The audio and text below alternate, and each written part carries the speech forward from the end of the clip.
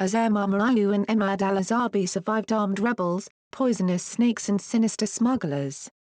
Now they face the greatest threat of all, the U.S. immigration system. Azamar Marayu wasn't always a man on the run, or the target of a murderous rebel group. He used to live a comfortable life in Taiz, a city in Yemen with chocolate-brown masonry and some of the finest coffee in the world. He was a happy child who played soccer all day long with his favorite cousins, Abdul Salam and Jamal. Sometimes, if the cousins promised to be good, they were allowed to go to the market with Marayu's uncle, a local imam, to buy mangoes, tomatoes and onions. Soccer, cousins, the market. Happy memories. When Marayu grew up, he studied accounting at a local college and was making a good living at it until his home became the setting of a new story, a bloody, never-ending war. Taiz became a city of snipers, and Marayu became a target. In March 2015, when Marayu was 27 years old, the Houthis, an Iran-backed rebel group, captured Taiz. Members of the group demanded that Marayu's uncle give up his home in the mountains so that it could be used as a launch site for their airstrikes. His uncle refused. So the Houthis bombed his uncle's home, then Marayu's home. If they couldn't have it, no one could. Marayu and his family survived the bombing and escaped to relatives nearby, but they weren't safe. Because his uncle had stood up to the rebels, they had enemies. And although the rebels wanted revenge, they also wanted new recruits. They offered Marayu a choice: join them in exchange for his and his family's safety, or die. Without hesitation, he refused their offer, instead participating in peaceful protests and persuading others in the city to reject the rebel group. The rebels threatened to kill him. With nowhere to hide, Marayu fled to the nearby country of Djibouti. But the Houthis caught up with their targets in Yemen. They murdered Marayu's cousin Abdul Salam in June. They found and killed Jamal the following month. More cousins were picked off over the next few months and years. In total, Marayu lost 7 members of his family, according to death certificates and legal documents reviewed by HuffPost. In 2016, his brother was shot by Houthis and lost his leg to gangrene. Soon the death threats followed Marayu to Djibouti. After living and working there for 3 years as an accountant, the rebel group found him on Facebook. They knew where he was. The worst humanitarian crisis in the world. The United Nations estimates more than 10,000 people have been killed in Yemen since the start of the war, but also that number is likely far higher. More than 24 million people are in need of humanitarian assistance inside Yemen. Families are forced to flee their homes, many with just the clothes on their back, and cross deserts and mountains. Airstrikes have crumbled schools, and more than 130 medical facilities have been attacked. Yemen was one of the world's poorest countries before the war and largely relied on imports for food and medicine. The war demolished any remaining hope for its people. There are daily reports of civilian casualties, or of people dying from preventable diseases or not having enough food, said Shibaya Mantou, a spokesperson for the United Nations High Commissioner for Refugees. Mantou visited Yemen in 2017 and 2018, seeing firsthand the dire situation inside the country. More than 2 million children under the age of 5 have been classified as acutely malnourished. Poor sanitation and waterborne diseases such as cholera have infected more than 1 million people and left hundreds of others dead. More than 3 million Yemenis had been displaced by the ongoing conflict as of last year, and over 65,000 Yemenis had fled the country entirely. Few countries have provided relief for these refugees, including the United States.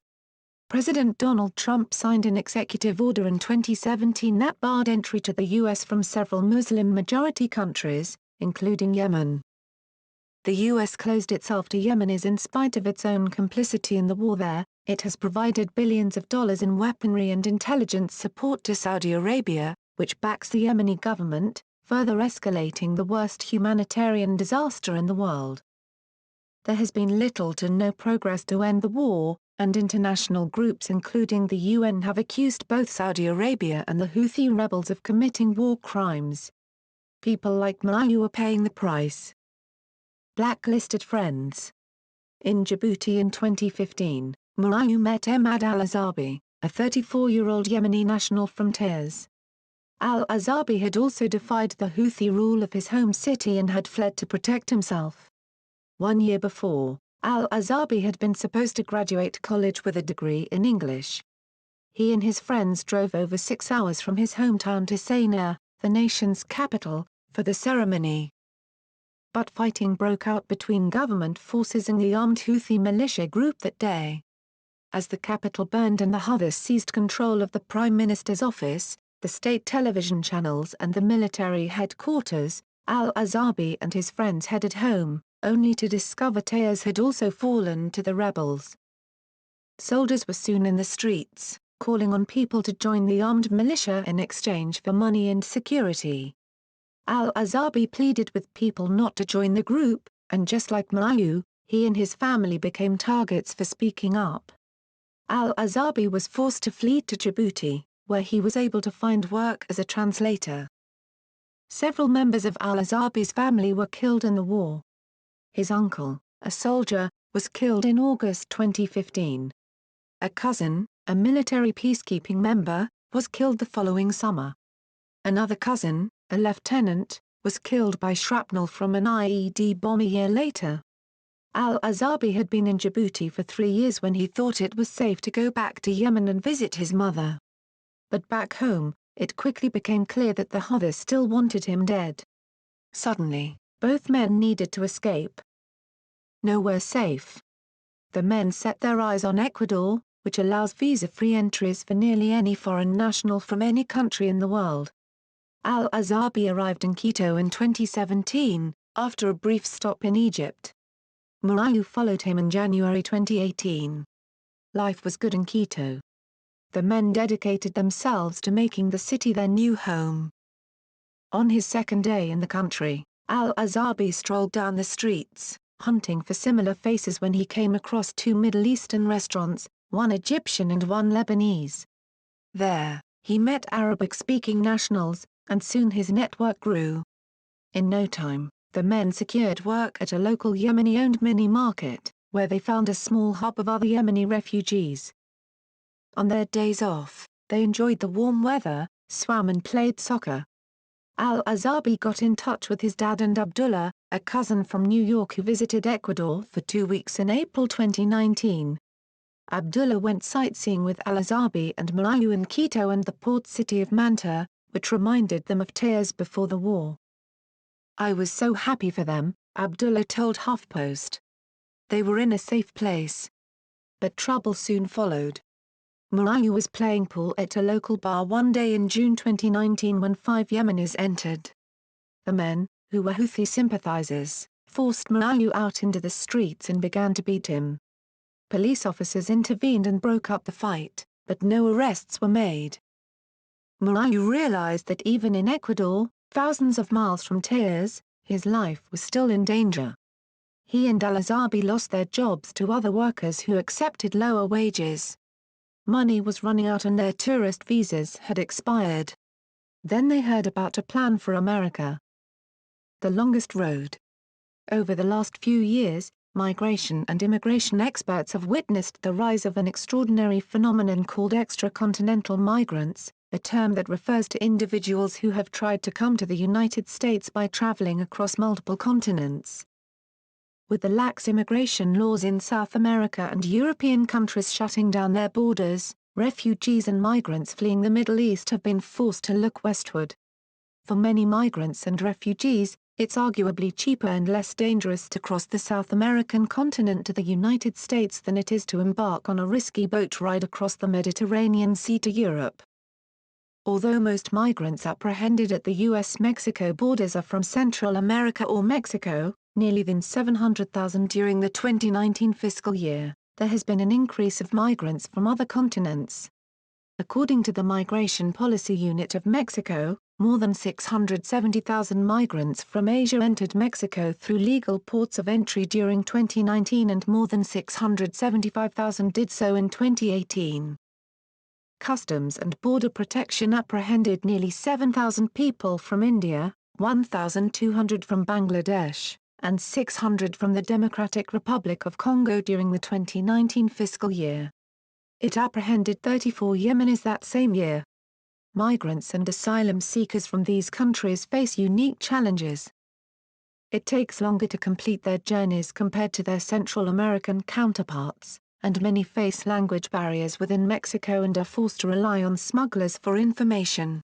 Migrants from the Middle East, India and parts of Africa are a very specific group with very different needs, said Estela Aragon, a researcher at the International Organization for Migration. Many do not make it. But for those who do, the challenges don't end when they arrive in the U.S. Embarking on Mission Impossible. On a warm July evening in 2019, Murayu and Al-Azabi left for the long trip north with about $2,000 in savings and a backpack filled with food. They were joined by 4 other migrants and refugees, 3 Yemenis and 1 Sudanese. The group mapped out a route that would take them along the Pan American Highway, the longest road in the world. From Ecuador, Murayu and Al-Azabi would go to Panama, Costa Rica, Nicaragua, Honduras, Guatemala and Mexico before finally arriving at the U.S. border in Texas. In Quito, the men had heard of others leaving for the U.S. They heard stories about long journeys ending in safety, that the U.S. would protect them from murderous rebel groups, from being forced to return to a country at war. They heard they could go to the U.S. and start over. Al-Azabi didn't tell his father in New York that he was making the journey. He didn't want him to worry. First, the men embarked on a bus from Quito. 3 bus rides and 10 days later, they arrived at the Colombian-Ecuadorian border at dawn. The immigration officers hadn't arrived at their shifts yet, so the men kept on walking across the border. Getting to Colombia was the easy part, and the most dangerous and longest part of their journey was up next. Murayu and Al-Azabi knew that trekking through the Darien Gap was going to be difficult, but they had no idea it could kill them. The Gap, which connects the North and South American continents and is mostly used to cross between Colombia and Panama, is over 60 miles of swamps, jungles and mountains, as well as poisonous plants, venomous snakes and other hostile wildlife. It is also the perfect cover for drug smugglers, human traffickers and paramilitary groups that have long claimed this lawless region as a home where anything goes. Yet tens of thousands of desperate refugees and migrants from Cuba, Africa and Asia risk their lives every year to cross it. Under the cover of the jungle, the Yemeni men and their group crossed illegally from South America to Central America, paying smugglers often known as coyotes along the way. The men hiked through the thick jungles for 7 days straight, 12 hours a day. At night, they usually slept in tents. But if the land was too dangerous, they climbed into the trees and slept in branches to hide from dangerous wildlife and even more dangerous men. Halfway through their week-long trek, gunmen stopped the group and demanded money. Afraid for their lives, Murayu and Al-Azabi gave up a few $100s in their cell phones, almost everything they had. In addition to the dangers posed by jungle and smugglers, the polluted river meant no washing and no drinking. There were no safe stops to rest. No matter how tired, they were forced to keep walking. Murayu and Al-Azabi said they saw 5 corpses along the way. They prayed they would not become one of them. If I knew that the trip was going to be what I had experienced, I would have never gone, Murayu said. I pray that no one ever experiences this. Detained in Panama. After surviving the most dangerous part of the trip, Murayu and Al-Azabi were immediately apprehended by members of the Panamanian Border Patrol. Panama's small size, as well as its established immigration partnerships with Colombia, Costa Rica and the United States, allows it to monitor and control the influx of migrants. Panama's National Border Service allows 100 migrants to move through its country every day, and shuttles them from its most southern border to the northern border at Costa Rica. Those who don't make that day's cut are housed in processing centers until it's their turn. Some experts say the processing center wait is a benefit for migrants, as they don't have to rely on smugglers for that portion of the journey. But it pays off for the Panamanian authorities because they can be sure that migrants aren't necessarily staying in their country, said Jessica Bolter, an associate policy analyst at the Migration Policy Institute. Moualou and Al-Azabi were detained for 55 days among thousands of other migrants of all races and backgrounds, including women and children, where they received basic services such as food, shelter and medical assistance. The men stayed in outdoor facilities that they described as overcrowded and lacking proper bathrooms and running water. They ate rice and vegetables provided by the authorities. There was not much to do but wait. To pass the time, they took naps in the afternoon, conversed with other Arabic-speaking migrants, and regained their strength for the next leg of their journey. Eventually, their turn came and they were put on a bus to Costa Rica.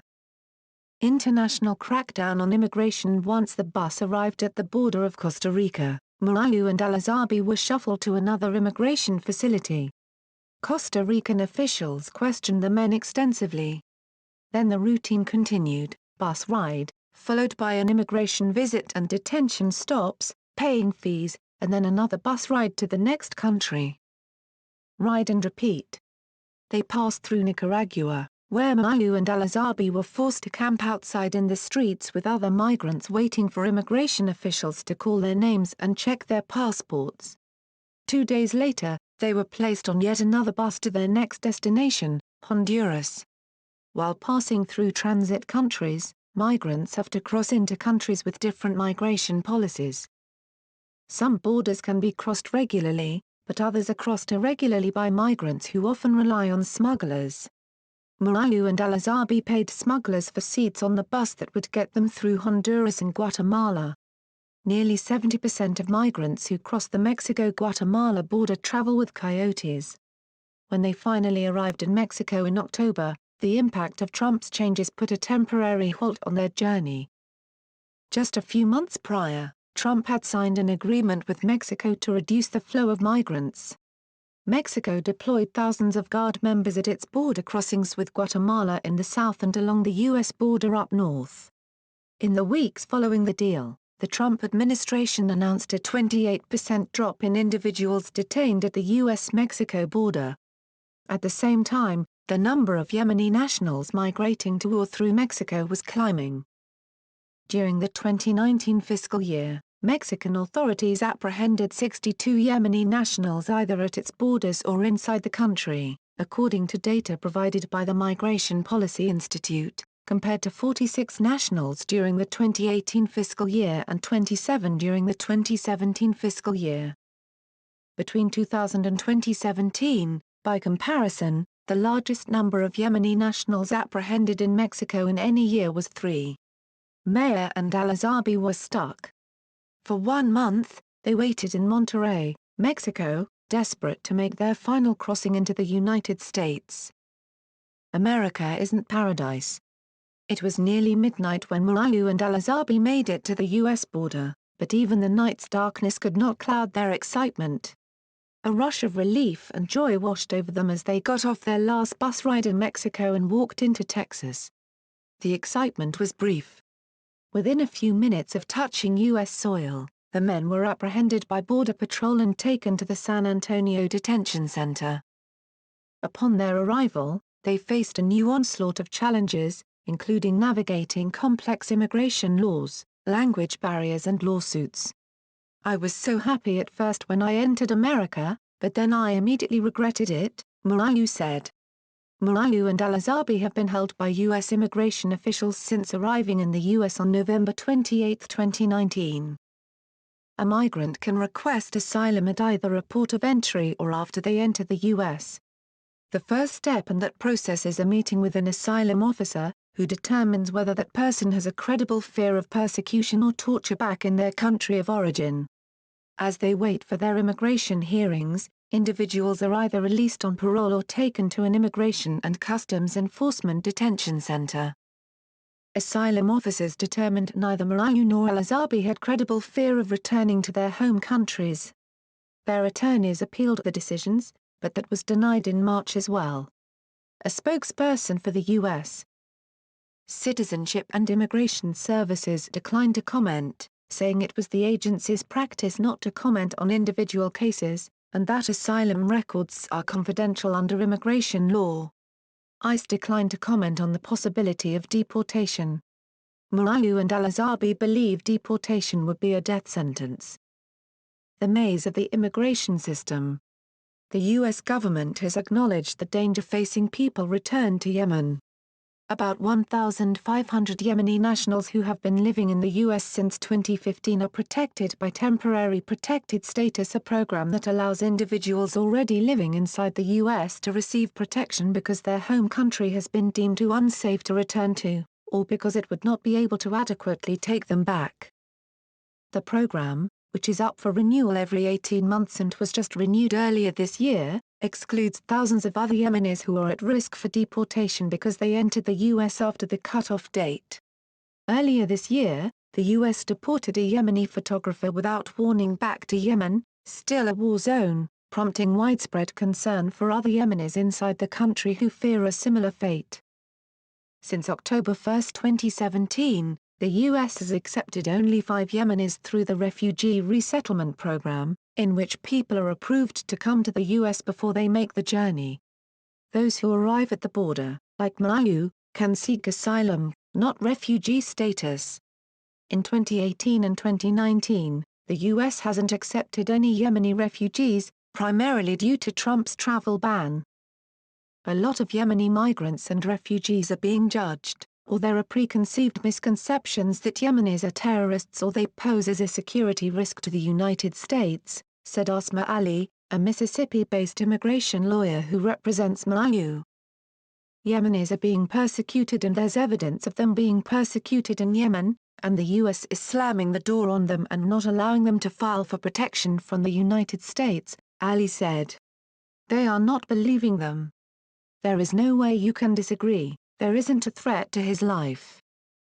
Changes implemented by the Trump administration have only made it harder for migrants to receive asylum at the border, including severely limiting access to asylum claims and making it harder for migrants to prove a fear of persecution or torture if returned, especially when they are not being given the chance to do so in a courtroom. In July 2019, when Moualou and al-Azabi were just starting their journey from Quito, the Trump administration also announced another new rule change: migrants who traveled through another country before reaching the U.S. and did not apply for asylum in those countries could not do so in the U.S. A federal judge temporarily blocked this transit ban, the so-called Asylum Ban 2.0. But in September, the Supreme Court ruled the ban can take effect while a legal challenge against it works its way through the courts. That means that those who do not pass a reasonable fear interview, people like Moualou and al-Azabi, potentially, can be swiftly deported.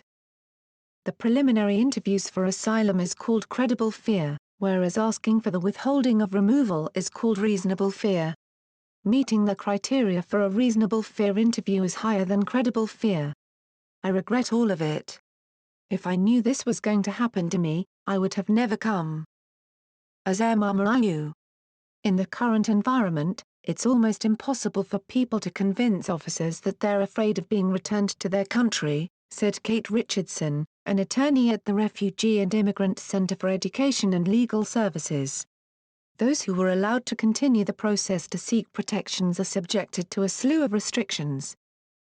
They are eligible for only 2 very limited forms of protection against deportation: withholding of removal, and protection under the Convention Against Torture. Unlike asylum, which is only granted after passing a credible fear interview, the individual can never acquire a green card or become a U.S. citizen. If the conditions of their home country changes, their protections can be terminated. If granted asylum in a best-case scenario, Moualou and al-Azabi would never get a green card or U.S. citizenship, and their lives would always be in the hands of immigration officials.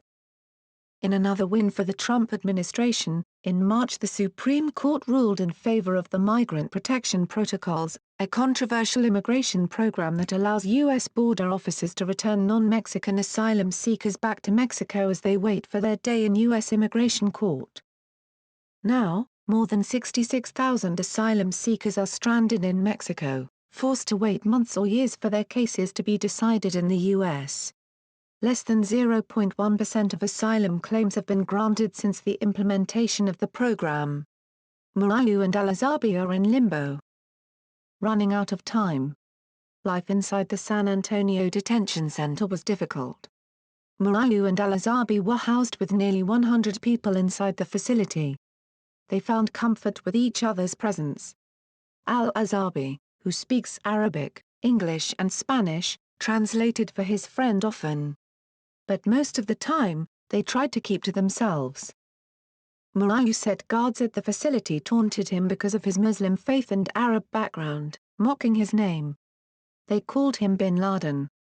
They also referred to him as Taliban, whenever they wanted his attention, drawing stares and concerns from fellow detainees. In February, Muayu was separated from Al-Azabi, his friend, his connection to home, his lifeline. Immigration officials moved him to Adams County Detention Center in Mississippi, where he has been held ever since. He has no one to translate for him, and the detention center has provided no translation services. He broke into tears when he found out about his relocation, afraid of being apart from the only man who really knows him. "I didn't expect America to treat us this way," Muayu said. "I can't go on like this."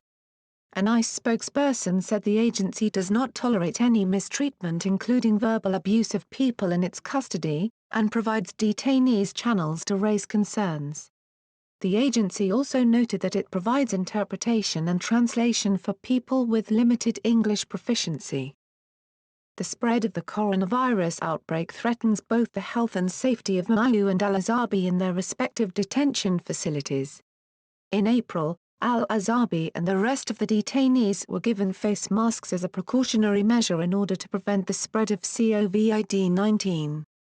Al-Azabi used to be able to go outside with the other detainees and play soccer, but that 1 hour of freedom has been taken away because of the pandemic.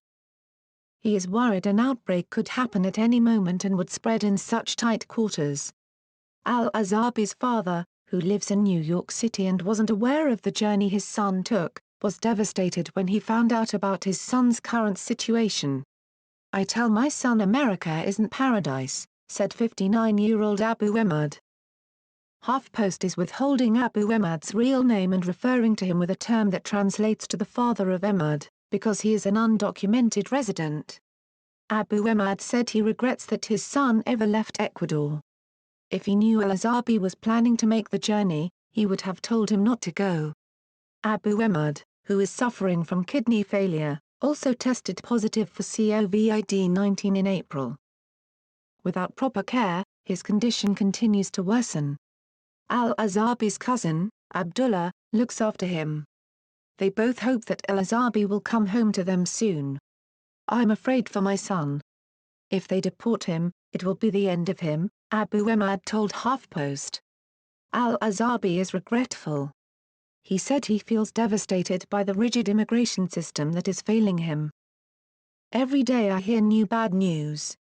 A friend who was killed or a relative who was killed. When I call my parents, my mum cries and cries. I can't handle her calls anymore," Al-Azabi said from the detention center in a call in April. "For over 2 months, I have spoken to Muayu and Al-Azabi nearly every day. Before the coronavirus pandemic, they were hopeful. They talked about what their new lives would look like in America. They both want to move to New York City, where over 50,000 Yemenis reside.